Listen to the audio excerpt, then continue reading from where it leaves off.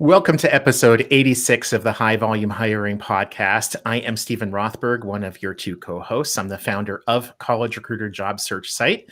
Jeanette is my other co-host, and it is awesome to see you here today. So good to see you, especially after missing last session. So great to be here. Hello, everyone. Jeanette Leeds, HR tech entrepreneur, for those who don't know me. And we have a great episode today. We are here with Harry Wittenberg, who's the CEO of Worxweb Solution. Welcome, Harry. Thanks for having me, Jeanette. Thanks, Stephen. Absolutely.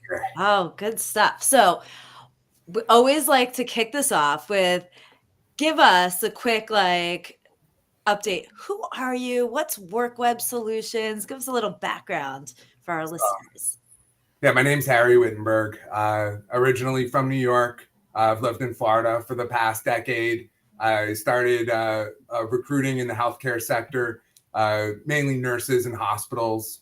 When COVID hit, things got pretty crazy. I've staffed a few strikes, built a pretty large and successful team in the healthcare space. I found that there was a real missing jumping point from being completely entry level to making like $70,000, $80,000 a year. And I saw that there were a lot of human beings that were unable to achieve that income potential. And I partnered with a number of companies in the call center and insurance space to help take people from barely entry level to making $80,000 to $100,000 a year. And I saw that like tremendous opportunity to better people's lives and make my clients a lot of money in the process. And Worxweb kind of got born through serving those clients.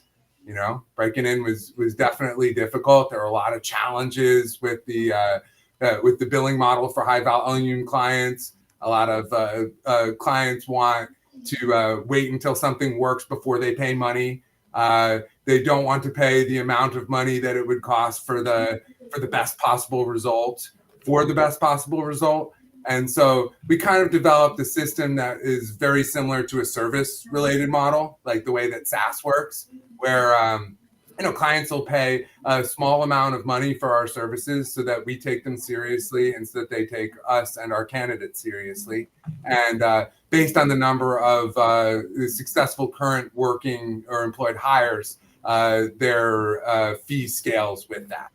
I love that. And the amount of money per person or per seat filled varies based on not how much the cost of the salary of the person is, because I found that salaries themselves, if it's a higher than industry average salary, it's an easier fill. So why should we be charging more money for them paying more money for the person? So we inversely relate the slot price or the variable price to the market viability of the offering. Interesting. So staffing company, and you kind of charge, like you were saying, like a SaaS, a software as a service, like Correct. By the seat, if you will. That's really interesting. It also then, it doesn't incentivize the employer to pay the hire as little as possible to minimize your fee, the fee to you. Because typical placement kind of model is a percentage of starting. It also incentivizes you as the staffing company to find people that are going to stick around.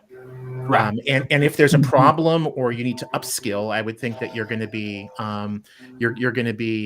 working with them on that.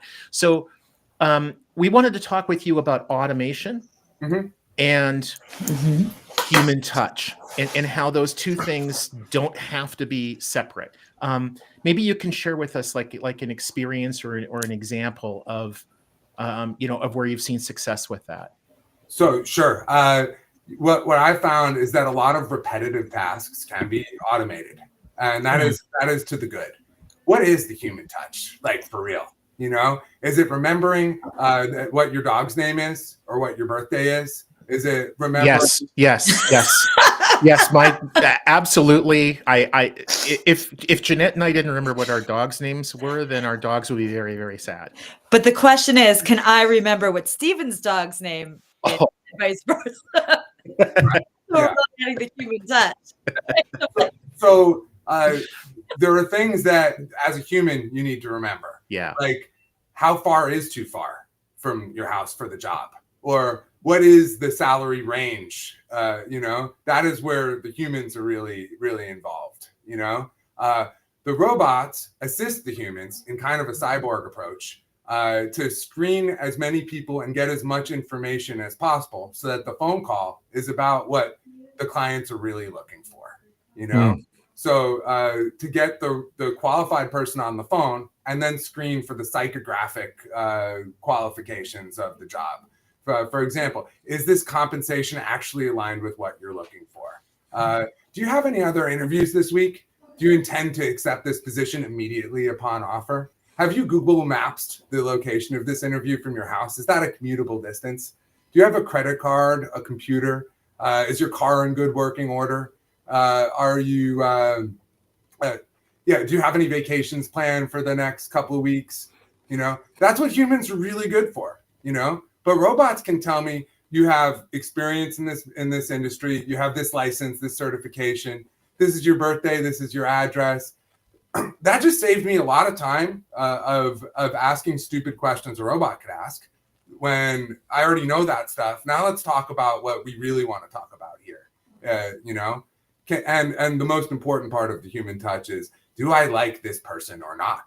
And our clients want to know that we are at least like the person that we're sending to them. And that takes physically, having a touch point with them, Yeah, it's a good point. So thinking about over, let's say the past year, so much things have changed from that automation. Again, having the robots start to do a lot of these things and get rid of, I guess it would be these mundane tasks. How has that helped and transformed your business? Because it's been such a dramatic change, and knowing the volumes that you're doing over there, maybe you could just talk to our listeners a bit about that. Sure. So Zapier is fantastic. You need something done every single time something happens, and it happens. It would be somebody's job to make sure that thing happened every single time that it happened. That no longer exists. And I love that, and the humans that I have employed with us are there to proofread things, to make sure the robots didn't make any mistakes, to make sure that I looked at this person and I don't know that it won't work, which is essentially what our clients truly expect. That we've done our homework and to the best of our ability, we haven't found any reason to believe that this won't be successful, So we have a very high submission offer ratio because of that. And our recruiters are going to be able to talk to and develop more relationships with more people because they're not spending time individually writing these briefs. They're putting the inputs, and then the computer is doing it in the correct format. They are receiving meetings from people who had the direct qualifications from the role that they applied to, so that person can very quickly be screened and sent to the place they were supposed to and wanted to work in the first place. And then if they are, an outlier or are close to, but not quite what that particular client is looking for, then a human can be the Harry Potter sorting hat that says, you're going to this client over here, actually, because this is a way better fit for you. And I think that's such a really key point that you're making is, it's whatever the computer, the robot, the AI agent puts out, there has to be someone there to check it, to make sure it's right, and that is so key because it lacks that nuance of the human. And so to your point where it's hey, Harry Potter sorting hat, came out to go here, but actually this kind of is going to be a little bit better here. So let me just recheck, or what's the input, what the output. And so I think that's for our listeners, that's a really key theme that I keep hearing about. Yeah, I mean, we have been working on something like the Harry Potter sorting hat for quite some time. With not Slytherin, not Slytherin. Hey, it depends who you are and what your company stands for. Just saying. It essentially has attempted to feed a decision matrix that I was able to articulate based off of my experience of things that were working and weren't working for particular clients. so that it could, in fact, have relevant suggestions for the representatives. Because one of the most challenging parts of recruiting as a sale is that you don't know where the straight line's going. There's two parts to the sale. Yeah. The first part is determining where they should go by asking questions. And the second part is explaining why you have done all of the math and decided they're going to go there. And so some recruiters are excellent salespeople, but they are not excellent at figuring out the right answer. So that technology would bridge the gap. Yeah. So a lot of our audience are going to be sort of on the corporate side. Mm-hmm. They're working in a talent acquisition department.